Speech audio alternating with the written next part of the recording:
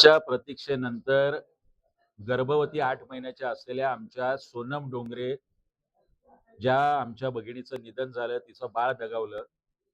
तिला आज समाधान ती व्यक्त करेल वर जरी असेल तरी, ह्या आमच्या वतीने महाराष्ट्र नवनिर्माण सेनेच्या वतीने ही भावपूर्ण श्रद्धांजली आम्ही अर्पित करतो. डॉक्टर भावना पगारे, ज्या मुख्यतः प्राथमिक जबाबदार आहे या गोष्टीला दर्शन भागात, डॉक्टर भावना पगारे स्त्रीरोग तज्ञ यांचं निलंबनाचं पत्र आज आम्ही आल्यानंतर महाराष्ट्र नवनिर्माण सेनेच्या आंदोलनानंतर महापालिका आयुक्त डॉक्टर कैलास शिंदे यांनी काढलेलं आहे.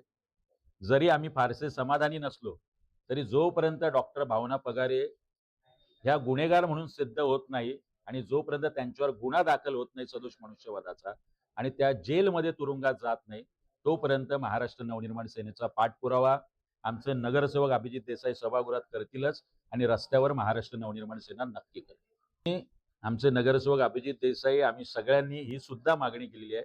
कालपासून 2 घटना घडल्यात. ज्या 2 मुलींना विजेचा धक्का लागलाय त्या फोर्टिस हॉस्पिटलला आहेत. एमएससीबीने संपूर्णतः जबाबदारी महापालिकेच्या विद्युत विभागाची सांगितली.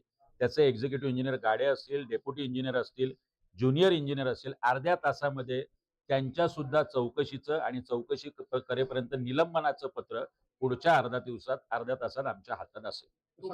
100% आज आम्ही इथे येऊन अर्धनग्न आंदोलन केलंय, आमच्या महाराष्ट्र सैनिकांनी केलंय.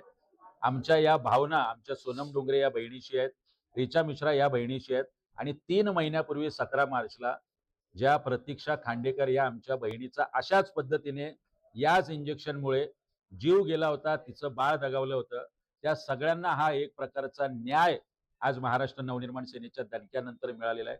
याचा कायम आम्ही पाठपुरावा करत राहू. इथले कोण सत्ताधारी आहेत, मग ते ठाण्याचे आहेत की कोपरखर्णी आणि बोनकोडेचे आहेत, ज्यांच्यामुळे सातत्याने हे इंजेक्शन याचा साठा ठेवला जातो हॉस्पिटलमध्ये आणि हा साठा संपत नाही तोपर्यंत लोकांवर उंदरं मारल्याप्रमाणे या साठ्याचा वापर होतो. याचा सुद्धा आरोपी, याचा सुद्धा खलनायक महापालिका आयुक्तांनी शोधून काढावं. हे आता त्यांनी सांगितलेलं आहे आम्हाला. डेक्सा नावाचं जे काही इंजेक्शन्स आहे, पुढच्या काही दिवसात त्याचे डिटेल्स आमच्याकडे येतील. एफडीआयला त्यांनी दिलेला आहे. संपूर्ण साठा आता सील करून ठेवलेला आहे. तुर्तास तरी ही माहिती आम्हाला आयुक्तांनी दिली. त्याची प्रेस रिलीज काढून या संदर्भातली माहिती नवी मुंबईकरांना द्यावी अशी विनंती आम्ही आयुक्तांना केली. बघा, आम्ही श्रेयासाठी भांडणारे नाही. आम्ही दोनही ठिकाणी हॉस्पिटलमध्ये होतो. दोनही नातेवाईकांना आम्ही भेटलो. त्याच्या संदर्भातली कालच माहिती घेतली. माझ्या बोलल्यानंतर आयुक्त स्वतः फोर्टिस हॉस्पिटलला आले. त्या दोनही महाविद्यालयीन मुलींना भेटले. ही श्रेयाची लढाई नाही. प्रत्येकाने या संदर्भात जे केलंय त्याचं मी स्वागत करतोय. फक्त गंमत वाटते, सत्ताधारी पक्ष इथे का आलेला नाही? इथले सत्ताधारी सभागृह नेते कुठे आहेत? व्हाईट हाऊसवर बसणारे मंत्री कुठे आहेत? ठाण्यात बसणारे उपमुख्यमंत्री कुठे आहेत? त्यांचा पक्ष कुठे आहे? विरोधी पक्षनेता कुठे आहेत? विरोधकांमधले जे पक्ष आहेत ते आज रस्त्यावरती आहेत. मुळात हे काम सत्ताधाऱ्यांचं आहे की महापालिका आयुक्तांना जाब विचारणं, ते मात्र कुठेही दिसत नाही. अर्ध्या तासाच्या वेळात ह्या अर्ध्या तासात भावना पगारे यांचं निलंबन झालेलं आहे. पुढच्या अर्ध्या तासात गाडे आणि जबाबदार इंजिनियर यांचं सुद्धा निलंबन झालेलं आपल्याला पत्र दिसेल.